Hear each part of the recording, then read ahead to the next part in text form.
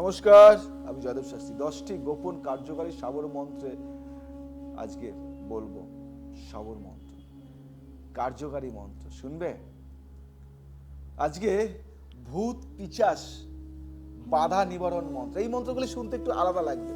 এই মন্ত্র ব্যবহার করা হয় যখন কেউ অজানা পেট বাধায় কষ্ট পাচ্ছে, কারো ঘুম আসছে না, দরজা খুলে যায়, কেউ পাশে হাঁটছে, তখন এই মন্ত্র ব্যবহার করে বিশেষ পাতাল শব্দযুক্ত ধ্বনিতে শুদ্ধ করা হয়। মন্ত্র জপ হয় রাত 12টার পর নির্জন ঘরে একটি তামার পাতায় কর্পূর জ্বালিয়ে। এরপরে মন্ত্র পড়তে হয় মাটিতে হাত রেখে, কারণ এই মন্ত্রে কম্পন ভূমি দিয়ে পেটলোকে প্রবাহিত হয়। বুঝতে পারলে? এই মন্ত্র যাতা মন্ত্র নয়, কিন্তু এই মন্ত্র শুনতে একটু আলাদা, অন্য মন্ত্রের থেকে একটু অন্য। পেট আত্মা ডাকার মন্ত্র, পেট আত্মা ডাকার মন্ত্র। এই মন্ত্র কখনো প্রকাশ্যে উচ্চারণ করা হয় না, কেবল গুরুর অনুমতি নিয়ে বিশেষ দিনে বা বিশেষ দিন, যেমন অমাবস্যা বা মহাবিঞ্জর রাত, ঘোর কালো রাত, নির্জন শ্মশানে বা বটবৃক্ষের নিচে পড়া হয়। মন্ত্র পাঠের সময় মুখের জিভকে ভিতরের দিকে ভাঁজ করে বিশেষ আওয়াজ করতে হয়। এটা আত্মার সঙ্গে সরাসরি সংযোগ ঘটায়। একটি ছোট্ট লাল কাপড়ে কাঁচা হলুদ, নিম পাতা ও কাঠ কয়লা জড়িয়ে রেখে বসতে হয়। আত্মা এসে প্রথমে বাতাস নাড়ে, তারপর মনের মধ্যে প্রশ্ন করে, তুমি কেন ডাকলে? কেমন অদ্ভুত লাগছে না? হ্যাঁ, পেট রক্ষা কবচ তৈরির মন্ত্র শুনবে। পেট রক্ষা কবচ তৈরির মন্ত্র। এই মন্ত্রে মূল কাজ হলো আত্মাকে রক্ষা কবচে বেঁধে রাখা। এটা শত্রু থেকে রক্ষা দেয়, কিন্তু কেবল তখনই কাজ করে যদি আত্মাকে আগে বন্দী করা যায়।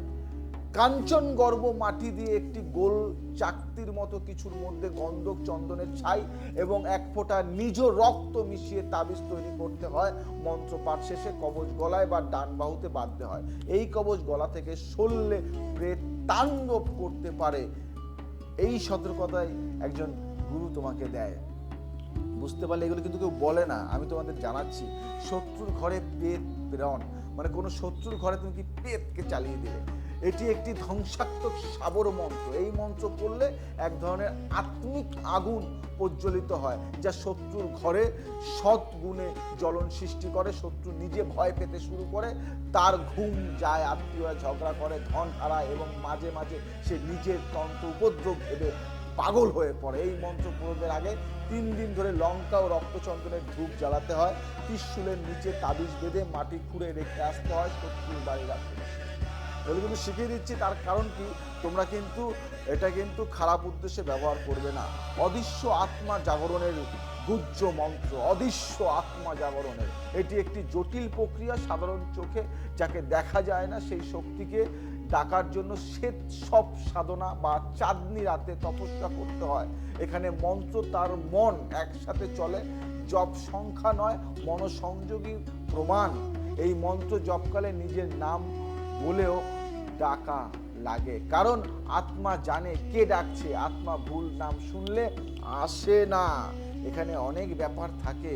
গুরু বা একজন অভিজ্ঞ শাবর তান্ত্রিক ছাড়া এগুলো হয় না। প্রেত নিয়ন্ত্রণের জন্য বশীকরণ মন্ত্র শুনবে। এই মন্ত্র আত্মাকে শুধু ডাকে না, তাকে আজ্ঞা মানতে বাধ্য করে।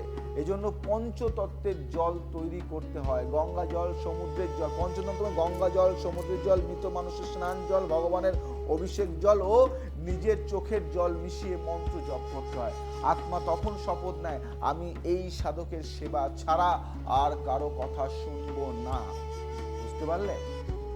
9টা জোকস এগুলি জানতে হয়, শিখতে হয়। ঘর উপরে অদৃশ্য আওয়াজ বন্ধের মন্ত্র। ঘর উপরে অদৃশ্য আওয়াজ, মানে ঘরের উপরে অদৃশ্য একটা আওয়াজের মন্ত্র। এই মন্ত্র ব্যবহার হয় যখন বাড়িতে প্রতিনিয়ত শব্দ হয় অথচ কেউ থাকে না। দরজা খোলে, সিঁড়ি কাঁপে, বাতি জ্বলে, সবাই ঘটে নির্জনে মন্ত্র জপ হয়। বাসন পেটানোর আওয়াজ মুখে নয়, ধ্বনি ও মনের স্পন্দনে। এই মন্ত্র উচ্চারণের পর ঘরের কোনায় গরুর ঘি দিয়ে দীপ জ্বালিয়ে রাখতে হয় একটানা 7 দিন।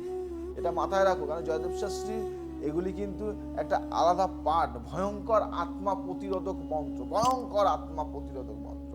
যে আত্মা ক্ষতিকর, পিশাচ, প্রকৃতির তাকে ঠেকানোর জন্য এই মন্ত্র পড়া হয়। চন্দনের কাঠে আগুন জ্বালিয়ে তার ধোঁয়া মুখে নিয়ে মন্ত্র পেটে হৃদয়ে ও কণ্ঠে 3 বার করে পড়া হয়। এই মন্ত্রের শেষে উচ্চ ধ্বনি তুললে আত্মা ছিটকে পড়ে এবং ওই জায়গা পরিষ্কার হয়। বুঝতে পারলে? এবার যেটা বলবো, আত্মাবন্দির মন্ত্র, অভিশপ্ত পুতুল, আত্মাবন্দির মন্ত্র। এটি একটি গোপনতম প্রয়োগ। আত্মার শক্তিকে ছোট্ট একটি কাঠের পুতুলে বেঁধে রাখা হয়। এই পুতুল মানুষের মুখাকৃতি অনুযায়ী গড়া হয় এবং রাতে তাদের 3 বার নির্দিষ্ট গন্ধ মাখিয়ে মন্ত্রপাঠ করতে হয়। এরপর পুতুলটির চোখে কালি লাগালে আত্মা পুতুল ছাড়া কোথাও যেতে পারে না। পুতুল হারালে বা ভেঙে ফেললে আত্মা পলায়ন করে এবং তাণ্ডব শুরু করে দেয়। আত্মা বিদায়ের চূড়ান্ত মন্ত্র। আত্মা বিদায়ের চূড়ান্ত মন্ত্র শুনেছ? বলেছে কেউ? যে মন্ত্র আত্মাকে বিদায় জানায়, একটি নির্দিষ্ট পদ্ধতিতে সাদা ফুল, 1 বিন্দু দুধ এবং নিজ গলায় আওয়াজের বলা হয়, তুমি মুক্ত, আমি আর তোমাকে ডাকবো না, তুমি আলোয় যাও। এই মন্ত্র হৃদয় থেকে না বললে কাজ করে না। অনেক সাধক ভুলে যায় বিদায় জানাতে, তখন আত্মা ক্ষোভে জ্বলে ওঠে এবং চরম প্রতিশোধ নেয়। জানতে হবে তোমাকে। তুমি ভাবছো মন্ত্রগুলি বললো না, মন্ত্রের এইগুলি বললো। মন্ত্রগুলি গোপন তন্ত্র, তো গোপন মন্ত্র। সাবর তন্ত্রে পেট কর্ম এক তীক্ষ্ণ অস্ত্রের মতো, ব্যবহার ভুল হলে নিজের দিকেই ঘুরে আসে। তাই এই বিদ্যা গোপন, গুরু নির্দেশ ও আত্মসংযম ছাড়া করা কঠিন ও বিপজ্জনক। কিছু কিছু মন্ত্র জনসমক্ষে বলা যায় না, তবুও শুনতে থাকো। ঠিক আজ নয় কাল কিছু এমন মন্ত্র তোমাদের বলে দেবো, উঠতে যাবে। আজ আসি, আবার আসবো নতুন কিছু নিয়ে। জয় শ্রী রাধা কৃষ্ণ।